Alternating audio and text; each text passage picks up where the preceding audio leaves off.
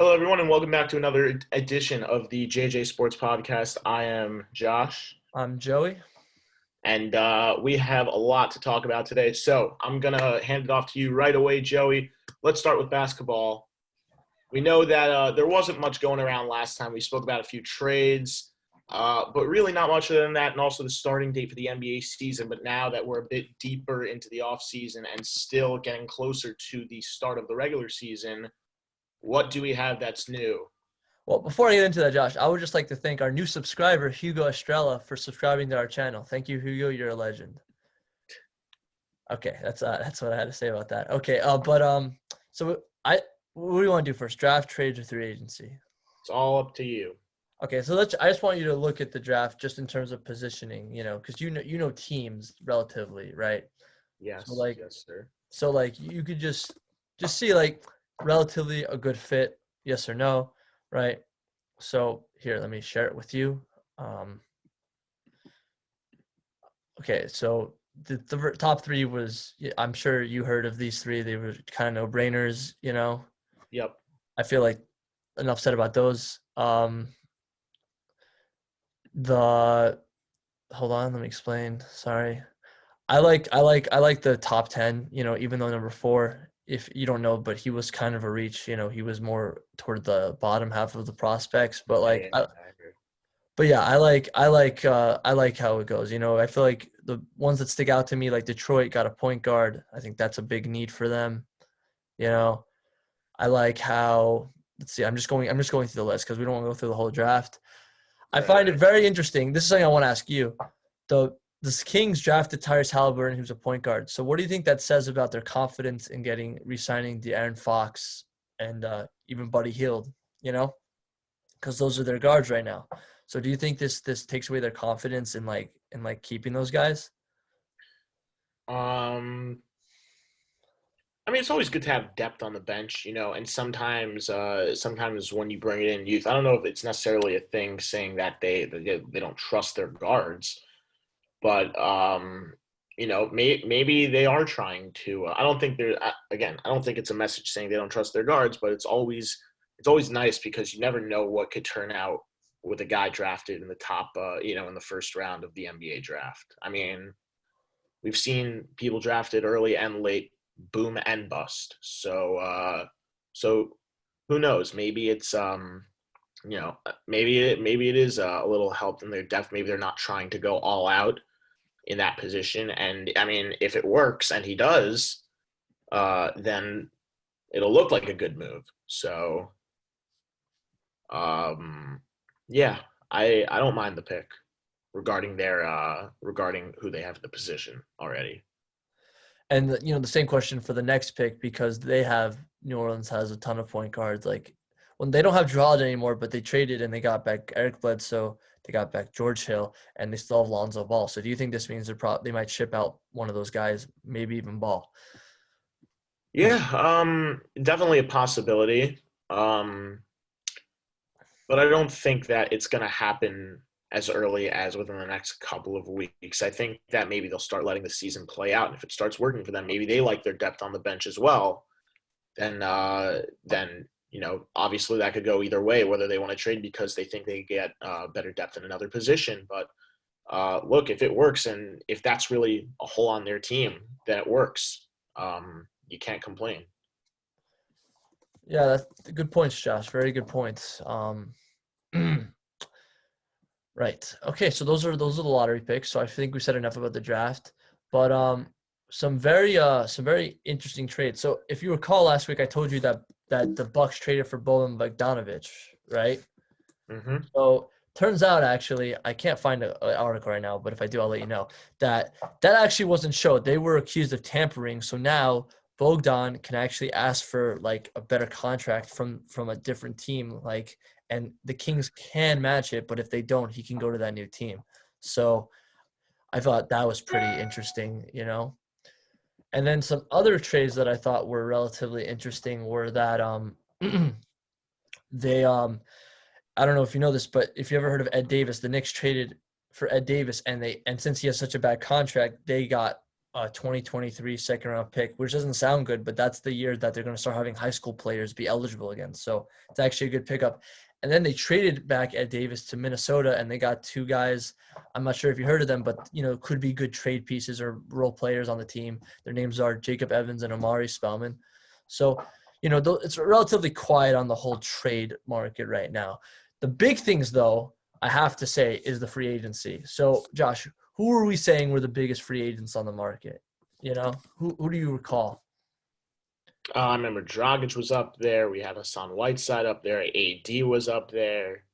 Okay, so here's what happened. All right, this is absolutely crazy. I'm gonna start from I'm just gonna say the biggest ones. So Gordon Hayward was also Hayward right, he was and on. Fred VanVleet were big on those. So guess what? Fred VanVleet stayed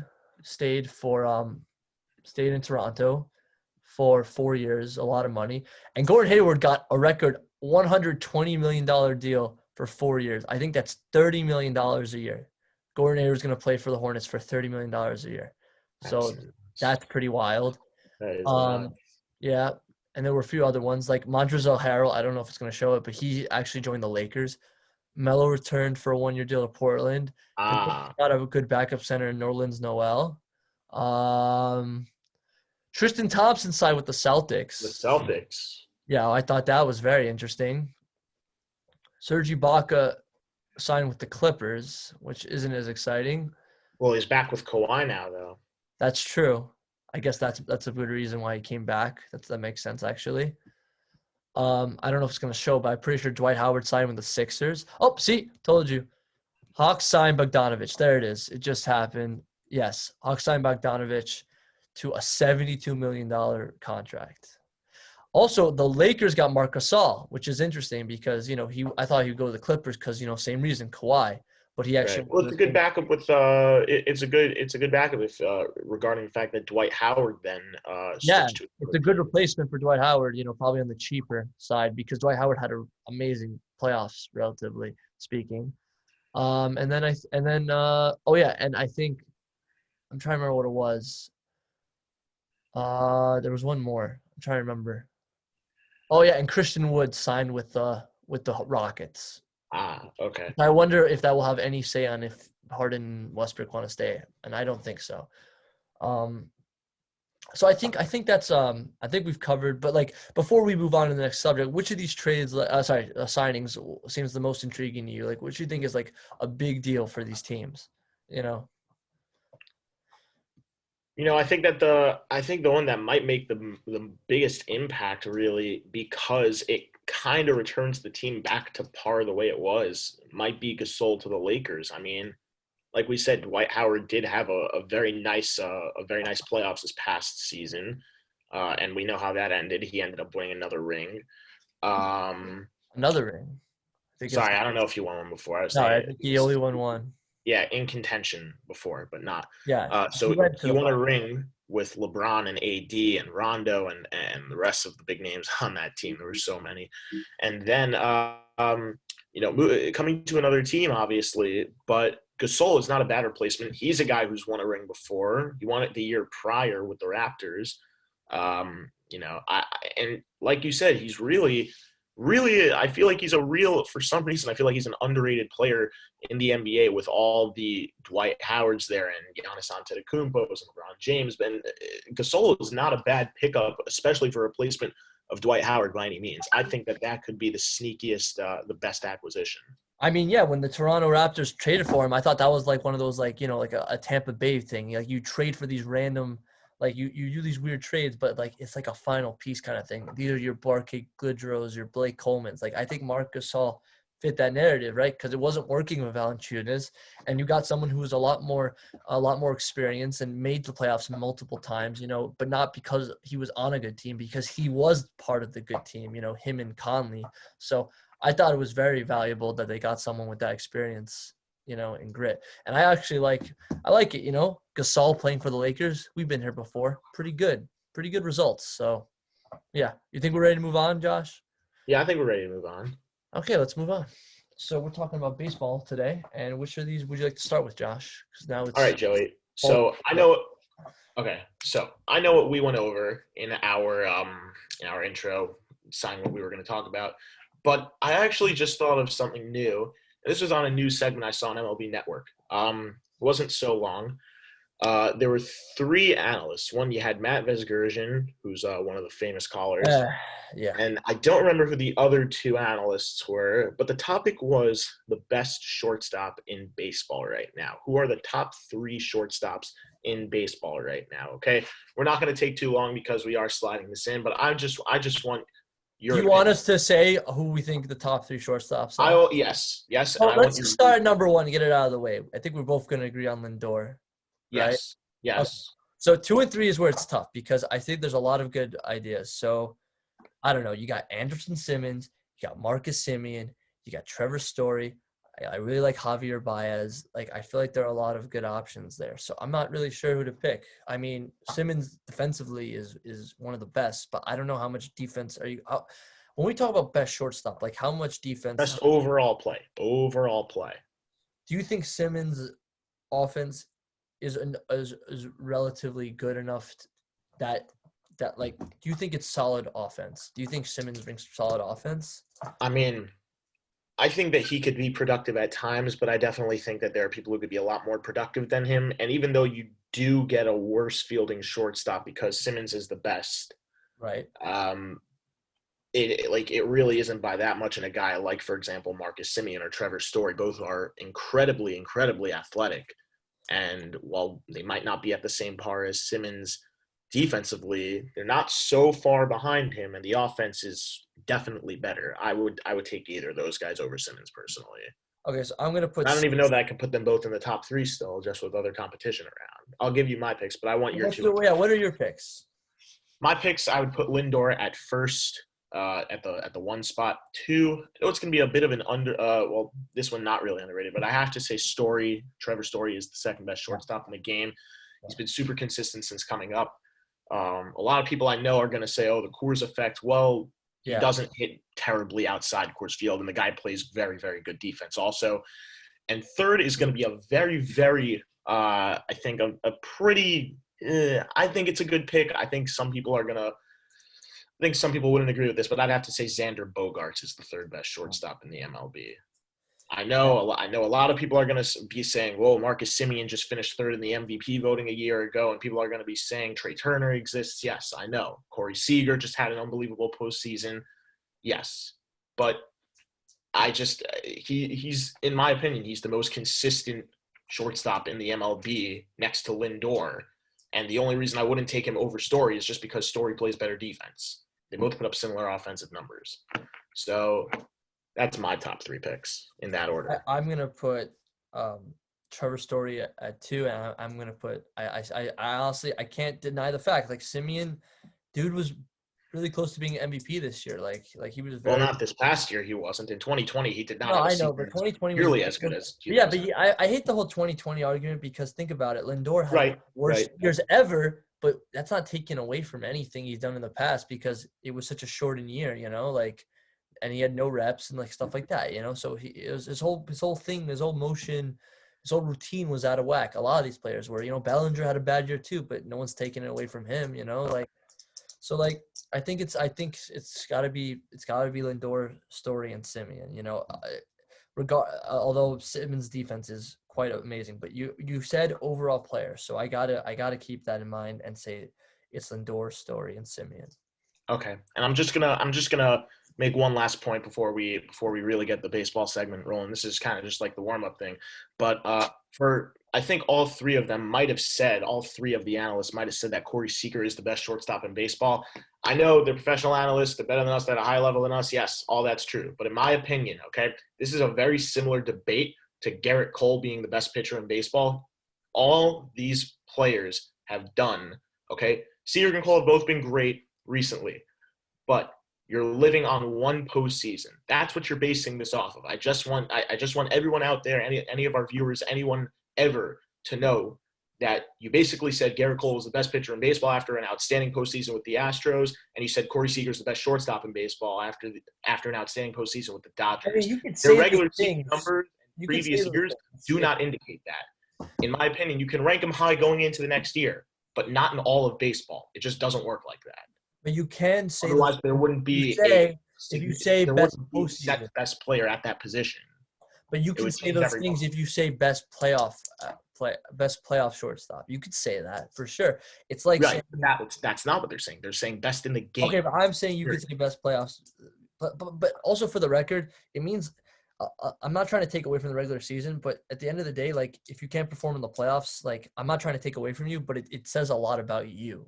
I feel like you have to be able to go into the playoffs and do something about it because granted, Shane Bieber, wow, triple crown, but he got smoked in the playoffs. And I know that wasn't entirely his fault, but he didn't have the greatest performance either. You know, we saw his stats those 2 games. Like they were not That's so absolutely true. That's absolutely hey, true. that's all I'm saying. It's just like I know, but you I'm gotta saying you gotta be able to separate it. I don't know if you could say overall because it's not fair. Because regular you season have to be able to playoffs. separate it. That's the point I'm trying to That's make. okay. That's the You point. cannot say after one season. Separate regular season from playoffs. That's why we have MVP and we have World Series MVP because they're not the Right. same. Okay, so let's move on. Okay, so I think that something that most people as baseball fans now, if anyone hasn't figured it out yet, I am a Mets fan. But I'm not even saying this despite the Mets or because I'm happy for the Mets in this. But I think the biggest news because of how famous a player this guy is overall is that Robinson Cano has been caught using PEDs for the second time in his career over the last couple of years, and he's now going to be suspended for the entire 2021 season. Kind of really wasn't it's pretty seemed like it was going to be happening at one point. I mean, he's on the decline in his career, and it wasn't anything really to make him stronger. He was taking, I forget what the name of the drug was, but it was something I have that here. I think it's it was something that that helps you kind of like heal faster or reduces your fatigue. And I mean, look, there it is. Stenozolol. yes, Stenozolol. yes, It's not as yeah, mobile as he was yeah, before. yeah, And it whatever. was kind of a little suspicious to see how he was, playing he played very, very well for the Mets. It was a little eye opening how much he looked like his past self, like his really old past self. Exactly. Now, I do want to ask you one question, Joe. We're not going to stay too long on this. It's around one player. But do you think that this is a good or bad thing for the Mets? Because most people are going to say you lost Cano, which as a name sounds great, but based on his actual play, and we don't know, like it was either going to be boom or bust with him after 2020, before we realized that he was taking performance-enhancing drugs. So what do you think now? Well, I'm going to tell you what I've heard from I'm gonna tell you what I've heard from people, and people, it's actually kind of messed up. A lot of people are really happy that this happened because now they don't have to pay him the money, and they could use that money for free agency. And I'm just like, are you seriously trying to take away from the fact that this guy was using drugs in your organization? Like that's bad for you. That's not a good look for you. Granted, yeah, it's gonna help you, but like that's like dirty money. You know what I mean? Like it always, there's like this thing in the drug cartels, you don't want to use drug money because it's dirty. You can't get it clean. Like you have this money, but it's been used for bad purposes. So like, I don't know, like it's his money. He could do whatever he want with the management over there, but like it's dirty money. Like it's going to have a black mark ever. It'd be like if you use the money that you don't have to pay Hinch or Cora or whatever to sign free agents, you're also like you're using that money that you got rid of a bad egg in your organization, but now you're using that money to make your, like, I don't know, like it's well, I mean, the rules do state though that he's not allowed to get paid for this, that he's not required to be paid for this. So I don't know if I would call it dirty money, but I do hear the logic behind saying, look, did he get suspended? For all we know, maybe obviously like he didn't do it intentionally, but the chances could have been astronomical that who knows what happened, like. Well, maybe he should sit down and tell us if he's not afraid. Yeah, I don't think that's going to be happening anytime soon. Ryan Braun did it, remember? Well, look, I mean, I just want to say that that as a Mets fan, I'm torn between two sides, which is one, obviously, Cano. Like, I loved him as a player, even when he was on the Yankees. There, I said it. Like, and I'm not a cheer. I don't normally cheer for the Yankees that way, but Cano was one of my favorite players growing up. I think that clearly he this past decade, despite the 2 uses of PEDs, that he is the clear best second baseman in all of baseball this past decade.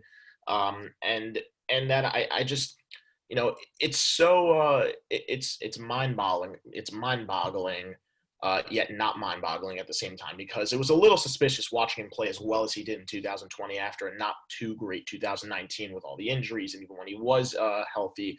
He was super inconsistent. He had months where he was on fire, and he'd have months where he was below 0 degrees at the plate. And then he followed it up with a very, very solid 2020. There was something suspicious there. So at the same time, though, while I do feel for the guy, and obviously I'm not happy he got suspended, it does open up the window, as you say, for the Mets to use that $24 million they would have paid him, and maybe put it toward a free agent that's on the market that they really want to go after, like JT Realmuto. They need a catcher, and they need one desperately. I don't think they want to roll with Tomas Nido. Maybe they'll go after George Springer now. Maybe they'll go after Brantley. Maybe Bauer even for that rotation. You never know. So that's I'm torn between 2 sides. Well, let me ask you a question, Josh. Yeah. Kind of related to this. Do you think he's not going to make it now into the Hall of Fame? Because he's already had 2 suspensions. So if he had 1 more suspension, he would be banned from baseball. So do you think now that even if he's at this point, is he going to make it the Hall of Fame? As much as I want to, and I guess we'll close this part of the baseball discussion. We'll move on to the next topic after. As much as I don't want to say it, because as I said before, I respected Canooo even as a Yankee before. I don't think he can, but it's not necessarily because of him. It's because of what we had in history with guys like Roger Clemens and Barry Bonds, who didn't officially test positive, but you found out after. And if it wasn't on the record while they were playing, then it doesn't count 100%, but I don't think we're going to see either of them make it into the Hall of Fame. So I can't say that I think Cano's going to, now that he's been caught twice and both times officially while playing. I agree, and I will say this. If somehow him, A-Rod, and Ortiz make it, I think I will be pissed off at Major League Baseball if they don't let in Bonds and Clemens, because those 2 weren't even actually found it wasn't fully confirmed. You know what I mean? Like, obviously Correct. there were all these tests, but it was not fully confirmed at all compared to the other people. So, and for the record, those other people are seen as more like nice people in the league. You know what I mean? Like, they were likable guys, and like Bonds and Clemens were kind of like the bad boys of baseball. So like, I don't know. It seems like, I'm not saying they would do this, but if they did, I think it'd be an image thing over like what they actually did. But that's just theory right there. Anyway, so are you ready to go to the next topic? Yeah, sure. Let's move on. Joey, what do we have next in our podcast segment? Well, we're talking football, so why don't I just stop sharing this? And there were some pretty good matchups, We have a few quick honorable mentions for the folks here. Hold on 1 second. Let me pull it up for you. But I'm going to go ahead and give one right away. Yeah, give one while I'm looking. So I think we have to give an honorable mention to the Rams-Buccaneers game. The Rams right now are in first place. I know that numerically they're tied with the Seahawks record-wise. They're both 7-3, but the Rams have the tiebreaker over the Seahawks. They're 1-0 already against them on the year, and they still have 1 more game coming up. That game is going to be in Seattle. Seattle plays well at home, but very, very big division game. Yeah, it's going to be a huge division game. But I do want to point out also more for the Rams is the fact that they have 2 games coming up still against the Cardinals. The Cardinals are very much not out of it yet for that playoff, for that first place in the NFC West. That's true. Anyway. And speaking of like division games, just really quickly, like the fact that Washington beat the Bengals, while it wasn't a huge surprise, once Burrow went out, I was just kind of like whatever. But now they have 3 wins, and then freaking Dallas beat the Vikings, which I didn't think the Vikings were anything so special, but I did think they were a more competent, coach team than the Cowboys were. But oh my God, the redheaded monster just destroyed them, and not destroyed, but like he beat them, and now they have 3 wins. So now every team in the NFC East has 3 wins, and we'll talk about that some other time. But that's pretty crazy. And the final honorable mention I saw was where was it? Thursday Night Football, Arizona, Seattle, because like to me like it was a pretty good game. It wasn't as crazy as the game before, but it was still pretty nuts. Big division game, and now Seattle would have lost that game. They'd be down the division. They'd be down behind. It was an important game to win, and they did. They did win. They somehow somehow their defense didn't let up the whole time and they won. And now they kind of made up for how they lost last time. You know, it was pretty special. So Taking all yeah, those defensive penalties late in the game. Yep. yeah. So it was a big game. So now let's talk about our 3 games. Okay. Yep. So first we're going to talk about the first game, like that happened in the order. Tennessee, Baltimore. So before we talk about this game, divisional round, guys.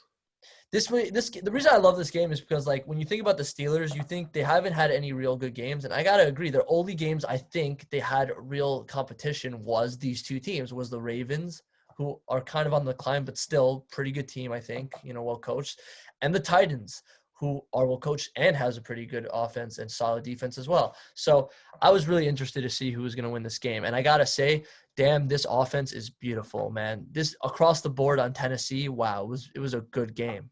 It was a very good game, but the Tennessee offense was just like very good, like look at Derrick Henry's stats. Look at that. There was no shutout, by the way, by either team up until overtime, and that was only because the Titans scored. I think it was right, exactly. It was a coin toss type thing, it's unfortunate, but that's how the game works. So right. But look at Derrick Henry's stats. 28 carries, 133 yards. He also had that walk-off touchdown. Don't forget. He did. That was beautiful. I mean, but no, yeah, you mean to win the game. Yeah. That was so cool when that happened. I don't know how he did that. It's just like he's so powerful. You know what I mean? He's so powerful. And, like, speaking of powerful, I know we said an honorable mention, but if you watch the Tampa Bay game, both Godwin and Evans literally used all their power to get into the end zone. And I'm not sure if that was just because – like A.J. Brown. There were 3 plays like that all week. Yeah, but I love that, by the way. No, but that was a little different because I saw it right in the bottom. They had someone's pushing him. Someone's pushing him. It might have been him, but it looks like someone's pushing him. But it doesn't change the fact that he slipped 2 tacklers before, though. That's true. That's true. But, like, with Godwin and Evans, they literally – I don't know if the defense is sucky outside of Ramsey, right? Or, like, it was just how strong they were because that was like, amazing. They literally ripped him off. They did, like, Gronk style, like – they got it done in the end, though. That's the reality of it. While they might have let up or not let up and just got beat on those 2 or 3 plays, they shut them down for the rest of the game. Like, you can look at the stats. That's true. But, yeah, in this game, also very solid across the board, and there were 2 fumbles. 3 fumbles with Tennessee, although I don't think any of them – I think we recovered all of them, so that was pretty good. Yeah, and I also just want to point out, though, and we want to wish speedy recoveries to specifically J.K. Dobbins and Mark Ingram, who both came down with the coronavirus after the game. Also, to Graham Canooo. Their rushing attack is still pretty damn good. Yes. I mean, it's not as good without Ingram, but it's still pretty good. And Dobbins also. And I know he didn't play this week, but Graham Canooo, wish you a speedy recovery. Right. We also have, but you got to take into account, they have Gus Edwards, and if they really need Justice Hill, and don't forget, Lamar runs the ball often also. I mean, Lamar is their number 1 running back, so I think they'd be fine. Right. They're a run-heavy team. They're a run-first team, and they run it effectively. What I like about this team compared to last year's team is that they spread the ball around on the rushing game more effectively. Even though, I mean, like, maybe last year worked better because they didn't spread it around because, I mean, they're 6-4, and they were 14-2 at the end of the year last year, but still. Yeah, I don't think that it was a great game. See the Ravens implode. I think that we'll see. I think we'll still see a strong finish out of them. I mean, yeah, like it's gonna be close for sure. I mean, yeah, it's their division. Like the Browns are looking all right. They're looking all right. And then another great game was Indianapolis, Green Bay. I'm not gonna lie. I'm not saying that one was better than the other, but I thought somehow that Green Bay was gonna win. I don't know why. I just like to believe in Aaron Rodgers. I feel like Phillip Rivers is good, but I feel like he's getting a little older. Like I know they're both old, but I feel like Aaron Rodgers doesn't seem as old. I feel like he has like a Justin Verlander effect. Like he gets better as he gets older. But that could just be me. And I mean, like It's funny because, like, look how much people were on the depth chart for running. They spread the rushing pretty thick. So, yep. And Green Bay relied on their 2 guys in Rodgers. So, like Jones and Williams. So it was pretty crazy game. Like I don't know, it was pretty nuts. And yeah, like I don't know how he did it. What do you think about this team? Like, do you think this team could win the division? What do you This think? Packers team or this Colts team? No, the Colts team. I think they can. They're looking I think a the lot only better than I thought they were going to be. yeah I the really, only the yeah. only team they really have competition with, in my opinion, in their division is Tennessee, and I think Yeah, that's it's a the no. Titans, right? So like that's the But you problem. also got to take into account they beat Tennessee and they beat them in Tennessee already. I think they play So him twice, right? So they're going to play him again, they're playing right? them this coming week. It's happening. So this is for the division, I guess, this week. Basically, I mean, like, look, it's still possible the Titans could catch up if the Colts lose a game. If the Titans lose this game against the Colts, but if Right, not, right. But it's all about the Colts are going to momentum, have a you better know? shot at winning that division. Yeah, absolutely. And it's not like the Colts have really, a lot of people I know are talking about the Packers still as, they beat up on the bad teams and they lose against the teams that really are in contention. I don't think that's the case. I think that they've beaten some. It's not like they don't compete at all. I mean, they beat the 49ers. I know that they were battling injuries, but not as many at the time as when they won. They kept it very competitive with the Colts. Their defense stepped up and made some big plays to keep them from blowing the game open. I know they lost in the end, but at least I they mean, yeah, they gave fumbled it, so like it sucked. right. And, like the Packers offense is outstanding. I mean, I know it's really only carried by Rodgers, Devontae Adams is huge, and Aaron Jones. Yeah, I mean, look at Devontae Adams, 106 yards for 7 receptions. Yeah, and he always this is the first game in a long time that he's gotten like under 10 targets, which is crazy. And the fact that in still under 10 targets he managed to make out over 100 yards and a touchdown, that's just ridiculous. I mean, he's a top 10 receiver in the league, so it's not. I would argue he's a top 5 receiver in the league. Forget about that. Maybe he's close. I'm not sure. I mean, who do you think is a better wide receiver than he is? Well, Julio Jones is one of them, I think. I don't know that we could say that right now. I think Adams is having a much better season. I think Adams has been more consistent. Okay, hold on. I like Michael Thomas. I think when Michael Thomas fine. That's one. Who else are you going to say? I would say that Thomas and Andre Hopkins. Hopkins fine also. I would say that they're the top I would three. say also Mike Evans is pretty No, I wouldn't say Mike Evans. Right. I wouldn't say Tyreek Hill either. I know that they're all up there. You're not going to say Tyreek Hill, really? That's Tyreek Hill, I would say, is okay. What about Diggs? Diggs has had a phenomenal season. Stephon Diggs. I can't say. Okay, fine. I'll put him at 5 or 4. But I'm not. I don't know. It's a little. He's not top 2. Look, Hopkins and Tom. I mean, Thomas hasn't been doing it for as long. I mean, I think the top 3 is Thomas, Hopkins, and that's what I'm thinking of. So, in my opinion, I would have to say that Hopkins is the best receiver in the league, just because he's been doing it for longer than Thomas. I don't think length has to do with it. I think it's what you do in the last few years. Well, I mean, Hopkins has been outstanding every single year. Also, Michael Thomas has, but they've both been very good. So they're both. Look, you would take either of them any day of the week. They could both be a wide receiver one. They could both be a wide receiver one on your team. Okay, but moving along, the conversation is not about them. It's about Devontae Adams, and I mean, he really played well this past week. Again, it's not a shocker. It's true. I mean, I feel like the biggest, we if you look at this is a very telling thing here. They had a fumble lost on the Indianapolis, but they had 3 lost. They had 3 lost on the Green Bay side. So that you got to have good ball security. That's the make or break of a game, of a season. So you got to keep your. That's why the Giants are really getting hit hard. The fact that Jones turns I know that that was the only thing you could really say really bad about Daniel Jones, the turnovers. But the turnovers really because of the fumbles, because he gets wrecked because of how bad an O-line was exactly. usually. We're not going to move on, but they say, a turnover means that if you're down by 1 score, that you're 1 play away from either tying the game or taking the lead. And if 1 turnover is all it takes to lose a game, just like it was enough here because it happened on the possession that the Colts used to kick the game-winning field goal, then it's gonna happen. And I would say a turnover is death. So yeah, that's death. It's bad. Turnover is really bad for a team. Penalties bad. All this stuff could just you lose it. You lose it. It's it. It's over. You turn it over. You fumble. You get a bad penalty. It could change the game like that. Yep. But look, I think that this win for the Colts was big, especially after they had that loss to the Ravens, a game they could have won. Also, they played very, very well defensively, and a very, very questionable interception called in that game. But regardless of that, they came up big last week against Tennessee, and I think this week, which kept them close with Tennessee. Now that they're tied, not only will they have a game lead over the Titans if they win against them, but they'll also have swept the season series between the two. So if it comes down to a tie between them for the division record-wise, the Colts are going to make it in over them.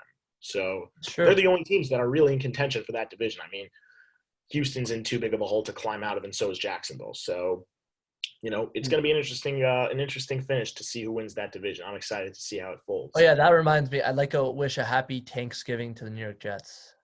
Good game, guys. We're all proud of you. But Jaguars, you can maybe celebrate too. We'll see. Hopefully not. But yes, our last game was a game I loved because, again, you talk about it. Speaking of division, the Raiders-Chiefs game. I actually thought maybe the Raiders were going to win this game because guess what? They did it already, and I think Gruden's a very competent coach, and he knows this team. He's been playing them for a few years. He's, studied them. He knows what to do. And he almost got them, I think the reason they lost this game is really simple. They left way too much time on the clock. They gave Patrick Mahomes over a minute of game left. You don't do that. I don't care what the timeout situation is. You don't do that. Just keep running the ball. Don't force the deep throws. Milk the clock. Just you know what I mean? Yep. It's just you're gonna see it in a second. It's the next here. Let me just here. But hold on. It's gonna show in a minute. But what this is a crazy game, right? It was phenomenal on both sides. Especially on the rushing game, Jacobs and Hilaire were phenomenal. Not too many carries, solid amount of yards, spread the floor very well. Touchdowns also. Yeah, on the receiving end too. You got guys that you likable guys on the Raiders team like Aguilar and Waller, and obvious ones on the Kansas City side like Kelsey and Hill. But look on the bottom of your screen here. I love this play, by the way. Just a dagger. Kelsey's just open, and that's it. It's over. That's it. He throws the touchdown. They get the pick by Sorensen, who's an underrated part of that defense, and just wow. Look how far. That's a great throw. That's just a dagger. It's insane. Oh my God, I love this guy. But is there anything else you want to add? No fumbles lost. Yeah. There weren't really many sacks. I don't think either team had a single no sack. sacks, no fumbles. It was just an it was a purely just offensive shootout without any real mistake by the defense, except for giving up points. There were it was just normal offensive game, Yeah, and I just want to point out that on this play right here, this pick by Sorensen. Yeah, you see it. There's no one ahead of Aguilar. If Carr airs that out for him any farther and Aguilar catches it, that's a go-ahead touchdown. Exactly. And they're and then they win. So exactly. Well, look, I'm not no one's at fault. I'm just saying. You can't blame him for going for it. Right. For anyone who didn't realize it, though. Also, look at Le'Veon Bell. Once he leaves a bad organization, goes to a pretty good one. First touchdown with the Chiefs ever. 4 games it took him, but not looking bad. Not looking bad at all. Not at all. He's looking all right. But yeah, I think you think we're done here? I think we're done with football. All right, we're done with football. Let's move on to hockey. I got 2 pieces of news for you today. All you 5 hockey lovers that follow this channel, I got some news. Hold on, NHL. Sorry.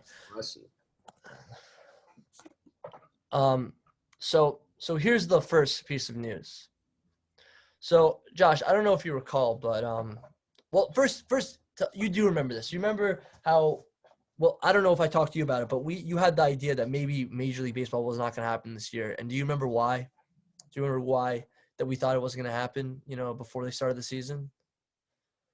Do you recall? Not 100%. I remember there's the union, the players union, and there's right, and the owners in this case the MLB, and they were arguing over how to do payments and stuff.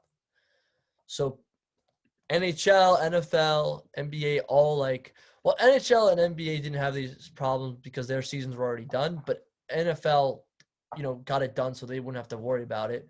But now even though NHL did it, they took care of their CBA. Now apparently they want them to defer more money. So you think this could result in another lockout because they want to defer more salary than they initially agreed to? So it's kind of sucks to say this, but basically they're kind of like backing out of the original agreement. So do you think this is going to result in another lockout? And by the way, I know I told you this. They want to do a very short season. I think like 72 games or something like that, maybe less, starting January 1st. So like, do you think this is gonna be an even shorter lockout, or do you think they'll get it done? I suppose I don't want to see a lockout if they have to make it happen so we have hockey. I don't know that I'd really be opposed to that because I really there's a lot. It's not even just me being a Rangers fan. It's a great time to be a Rangers fan with you just drafted Lafreniere and Schneider. You signed Panarin just a year ago. They were in contention Got for the Taco a playoffs. year ago, traded for Fox, traded for Truba. Exactly, all that good stuff. But like overall hockey in general, like in my opinion, it's the most exciting sport to watch. It's not my favorite sport. It's baseball. But Is it still definitely is the most exciting. It doesn't have to be rare, it's but it's definitely the definitely most exciting to watch. It's got the most movement. It's the quickest. It's got the sudden death, fights, like it's got just everything. It's got everything you want. There's a lot of skill shown. a lot of speed, a lot of agility. Like it's Yeah, and I mean, like even so, like all the players, like I know you love to see this in every sport, but all the players, you love to see just doing what they do best. right. Like they You know, don't care about the money as much, like right. they just So want to play. I really wouldn't want to miss hockey this year. Definitely not. Especially Um, what we got in the but bubble. almost like, Very but I exciting. also don't want to see them lock out. So I don't know. I'm tired. I'm just I hoping it's I just almost hope they get it done. I hope they get It it done. would almost yeah, it would almost be like if you took a vote with the majority of all the fans in the world saying whether they wanted hockey over like this lockout or the Yeah, other like way around. get it done. Get it done. Just do it. Exactly. Like whatever the majority went with, I would probably go with. Like I can't say definitively which one I'd rather see personally. It's a very tough call, in my opinion. Right. So here. And that's the first piece of news. And the second piece of news is it's a little hard to describe because I want to here it is. I found it. Okay, so basically due to the virus, they want to I'm going to share another thing. They want to change the divisions to limit the spread and make it easier. So, Josh, very interesting. Extension team coming in next year also, so maybe that'll help even things That out. might help, but this is very different, and you're going to see in a second. Let me just I don't want you to see yet. Hold on. But basically, besides the whole virus thing, what do you have to do when you get into another country? Usually, you have to wait 2 weeks quarantine, right? So, in order to limit that, not only did they realign the division, they made a purely Canadian division. So they put all the Canadian teams in one division. And so I would say teams that usually have good playoff hopes might hurt their chances, because they're playing harder teams.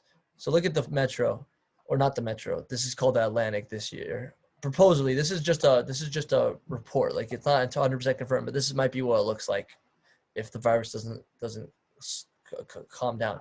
So you got Buffalo, Columbus, New Jersey, New York, Rangers. So basically, the only difference is now that you have Buffalo instead of Carolina, right? So you get now you're gonna face Jack Eichel, and they say this might be like baseball that you might face people in your division. So you're gonna have to face Buffalo and Jack Eichel, Eric Stahl, Taylor Hall. You know what I mean, right? And then the Canadian. And Let me ask you, as a by the Rangers way, I fan, don't know why it's not on here, but trade would be Boston's willing to also in make? this division. Boston's also in this division. I don't know why it doesn't say it, but yeah. What'd you say?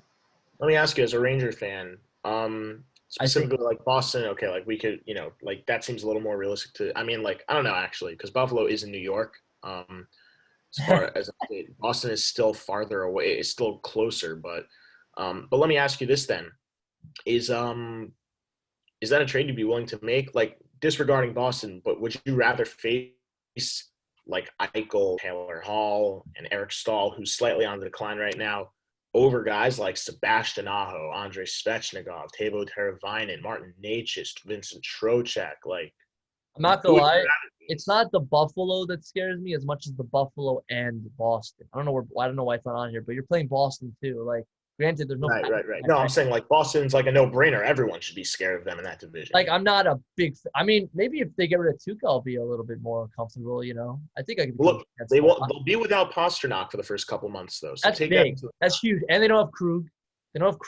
That's also big. Chara's might be on the decline. And Chara might not play. He might retire. Yeah, exactly. Exactly. And Buffalo's not really scary. They're scary on paper, but they might be a dud. We don't know yet. But if they're what they are what they are on paper, it's a little scary. If they're what they usually are the past few years, I'm not, and I think I'll take that over Carolina because Boston's the real outlier there. If you ask me personally, I'd have to say that the Buffalo Sabres are a very, very similar comparison in hockey to the Phillies of baseball. They're like the Phillies of hockey. They build up their offense. You sign Taylor Hall. You bring in Eric Make all these moves. You get Harper and all. Exactly. Yeah. But I feel like Linus Ullmark, who. But I think the difference is, there's a little different. Very young. Yeah. But I think that it's a little too early to show. We didn't know if the pitching was gonna be effective enough in Philadelphia. Chances are it probably wasn't gonna be. Same thing here in Buffalo. We don't know if the goaltending is going to be effective, but chances are it probably won't be. I think there's a little difference between Philly just because they have a good manager, so I would give them a lot more hope. Because that's true. But the coach and GM of Buffalo, it's total mess. I don't know how they did a good job by signing these guys, but I don't know, is that a good enough testament to their career? They're new. Their predecessors got fired a few months ago, so I don't know. Now look, people got a lot of young, good pieces. They've got Dahlin. You got Eichel to that. But no offense, Dahlin's a no-brainer. That's stupid. You don't have to think, should I draft Lafreniere? Should I draft Hughes? Should I draft No. No, but I'm saying, you got Dahlin. You got Eichel. You got Dahlin because you stunk. That's not an achievement. Very capable of having a bounce-back year, for all we know. I'll tell you, the Stahl trade is mediocre. Skinner could come back, maybe, but know what he's capable of. The only real thing that's impressed me is that they got Taylor Hall. I don't know how they did it. I'm really shocked. I don't know why he would go there. I guess he believes in Eichel. I don't know, but that's what I will admit. Olofsson is kind of a promising prospect. So yeah. And Reinhardt's also also promising, but it's a solid top 6. But that's on paper. We have to see. These are all ifs. We have to see. Right. That's that division, okay? But I feel bad for this Canadian division because now teams like Ottawa that will never have a real fair chance because they had a pretty good offseason, one of the best, if I have to admit. But now they're going to be playing. They're probably the worst team in this division, if I have to admit. They were worse than every other team before, but they weren't playing all these stacked teams. They weren't playing Calgary, Edmonton, Vancouver. Well, actually, Vancouver went a little lower, and Toronto and Montreal got stacked this past year, So, in the offseason. So, I just feel bad. I'm very intrigued to see how good Ottawa does. I'll be impressed if they're not the worst team in this division. That's what I have to say about that. You have any thoughts, or? No, I just I think that we're going to see a bit of an upset. I don't remember if we did our division predictions for who comes in first, second, and third in the division for the guaranteed 3. I know we didn't do wild cards, or at least I don't think we did. But I think that Montreal is the best team out of those. I mean, there are only 6 here, but I'm pretty sure there are 7 teams because the Jets aren't on that list. I don't know why they're missing. It's supposed to be Winnipeg Jets and Boston Bruins. They're a team missing for some stupid reason. The Jets are not supposed to be in here. Okay, so I mean, regardless of that. Never mind. Unless the Jets are in the Central Division and are not going to be playing in Canada, because they're on this.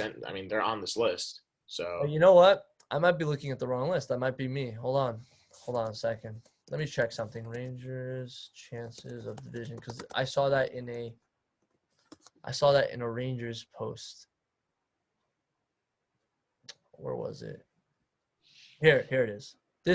We can go by this. Sorry, this is what I want to go by.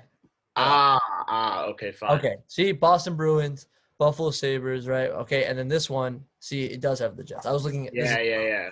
Okay. I still think that the Canadians are going to be the top team out of all the Canadian teams this year. I know that it's a bit shocking to say with all the firepower that Toronto has and all the firepower that Winnipeg has, but I think that, honestly, Montreal, with the offseason they had, they could pull it off. I mean, the fact that that Armia, who was on their second line, is now bumped to the bottom because they got Tyler Toffoli, it's pretty telling. I mean, it all depends on how – and Josh Anderson, too. No, that's why he's on the fourth, because they got Josh Anderson on the Yeah. fourth. That's crazy. That the depth is insane, and their center depth is ridiculous too. Okay, Dano, Suzuki, Kokonyemi, and you got Jordan Wheel, on the fourth line. So like, it's very interesting. Signed Paul Byron. That's great depth. It's an exciting team. Like Toronto obviously did a lot of exciting moves, but they took a lot of reclamation projects. Wayne Simmons, Jimmy Vesey, Jumbo Joe. Like, so we'll have to see. Like Toronto on paper could be better, but it's Montreal for now. Although I wouldn't count out Calgary just yet. I think getting Markstrom pretty big. Yeah. Pretty big. And Edmonton I don't think is as good as those other teams, but never count out McDavid and Draisaitl. So yeah. Okay, next division. So now this is interesting. I forgot to mention Rangers aren't playing the Blue Jackets, right? They are playing the Hurricanes. They are, my bad. They're not playing the Blue Jackets. I looked at the wrong thing. Or the Penguins. They're not playing the Penguins either. Yeah, that's bad. So they're not playing the Penguins. And the Blue Jackets. Instead, they're playing the Sabres and Bruins. So, okay. So now that's actually pretty interesting. Like we're gonna see teams like Florida and Chicago and Columbus and Detroit play against teams like St. Louis, and like this is Central Division's out of whack. This is a weird division. This is like very strange. I don't even know. Yeah, teams like Pittsburgh and Tampa and Florida in there, and St. Louis and Nashville. This is the St. Louis. St. Louis. You can make a case. Central. I mean, like they've been in the Central. I know they're in the Central, but just look at all these teams. It's so weird. You got Florida and Detroit. I know. Yeah. I know they were in the same division before, but Detroit should have never went to the East. Okay, just where it was on the map. But like, it's just weird. It's just weird. Okay. I'm not gonna say it's as weird for them as weird as it is seeing Columbus and Florida. Like Columbus versus Chicago, Nashville, St. Louis. That's weird to me. Right. Well, also Nashville. Like Nashville is on the East Coast. Like that's not exactly like so far to the Central. It's closer to. I know. But that's not what I said. I said like Chicago. Yeah, I know. Well, just going back, like what I mean. If I were going to move a team, first of all, like I know the Red Wings were the team that it eventually happened to, but if they're not going to realign the divisions and looking back on what the divisions were last year, I mean, this is just a proposition. This is not confirmed, but this is the one I thought the most interesting. Like, if you were going to move a team over from the Western Conference to the Eastern Conference, though, my first pick probably would have been the Nashville Predators. That makes sense. I mean, like, I find it weird that they did Detroit over Nashville when they did it a few years ago. Yeah. I mean, like, a part of me thought you might have to do it for I feel like you might have to do it for Seattle too, but then I'm like, doesn't really make sense. All you could do is move Arizona to the Central, like the original Central, instead of what it is now because of rivalries and stuff with Colorado and stuff. But like, I don't know, it's weird. You're gonna have like 18 teams on the West and 16. It's gonna be very weird. I thought they should have gotten another one on the East, like the Nordiques or something to balance. Right. But yeah, this is ridiculous. This is crazy. Like, this is the craziest division. And then West is just basically mostly the same. You just combine some Pacific with Central, but like, it's not that crazy. Yeah, I mean, like Colorado seems like that they should have been a team to move. Dallas too. Like these are all like relatively close teams. Like Minnesota's the only like outlier there. Like that's a weird one, but whatever, Like I know Minnesota's a Central, but like it's just where in terms of where it is, it's a lot more East. Right. But yeah, that's crazy. And yeah, like that's all I could say about this. Like, what do you think of these alignments? Like, these are pretty wacky, I think some are whack and some make good sense, but you want to pick a mock division winner, just division winner for all four. A mock division winner. We don't know if there's gonna just four picks, just one for each division. So, yeah, sure. I guess West, like it's kind of obvious. Yeah, it's kind of obvious. It's either gonna be Colorado or Vegas. I believe. Right. Yeah. Central I want to do Central last because that's the weirdest one. Canadian, you said Montreal. I said Montreal. Maybe Toronto, Calgary. East, I might have to give it to Boston. against Boston. You know what? I'm going to go with a confident pick here and say the Rangers get their act together earlier than most teams expected and most people expected. And I'm going to say that not just being a Rangers fan, but I think they have the potential to do it. Building off a very, very strong first step with the first year right after their rebuild. You know what? Yeah, you're right. Like, I think it makes sense. Like, yeah. I'm not going to be surprised if they don't win it, but like it won't be as surprising to see them. No, but you're right. You're right. Because like Capitals, you take into account injuries with Boston also. First of all, no Krug. Yeah, because Capitals went down. Boston doesn't have Krug. Chara might retire. No Pasternak. So you know what? I'll change my mind too. I'm saying the Rangers are going to win that division, and let's look at the Central. The Capitals, no Holtby, who's been their foundation either. Right, no Holtby. Right. Philadelphia is the team that probably scares me the second most, honestly. They scare me a little bit more than Boston, just for how young they are. Right, but you have to keep in mind that they're young too, so they don't have any But I don't think they have as much of the firepower. I feel like they're one of those gritty teams. They're kind of like a better version of the Islanders. Which is why their mascot's called Gritty. Exactly. I know. They're a team, right, if you ask me, that are very similar to the Islanders that have a little more skill. I know the Islanders beat them in the playoffs, but, I mean, I think the goaltending is definitely better there. I think that the offense upside is definitely better. I know Barzal's got a lot of talent. He's great. He's going to be playing a long time. So do Everly and Lee and Letty, and, for defensemen also. Yeah, but I don't think those guys – I don't think they compare with guys like Giroux, Voracek, Konechny, Kevin Hayes. We saw him kind of revive his career. Provorov, Couturier. I just don't think so. And the depth signings they brought in Tim Patrick, not Tim Patrick. He's a football player. Nolan Patrick, who they drafted, who hasn't been like that star player, but provides good depth. Like Nate Thompson and Tyler Pitlick still, Phil Myers on defense, Justin Braun and Matt Niskanen on defense. They built together. And they got Carter Hart. Those guys really stick out as like very, very old. Like if Justin Braun and Niskanen are your two oldest guys and both of them are in their low 30s, that's excellent. So I'd say the East and the Central are the most competitive because Central has St. Louis and Tampa, Pittsburgh, a dark horse pick, and then and East has Rangers and Flyers and Bruins, so it's exciting. Hurricanes will be a scary team also, I think, but we'll see. I think So all right. I mean, a lot of people thought that coming into last year, and look, and they got blown out by Halak, so whatever. Okay, so I think we're done for today. Thanks, guys, for tuning into the podcast. We'll see you next week.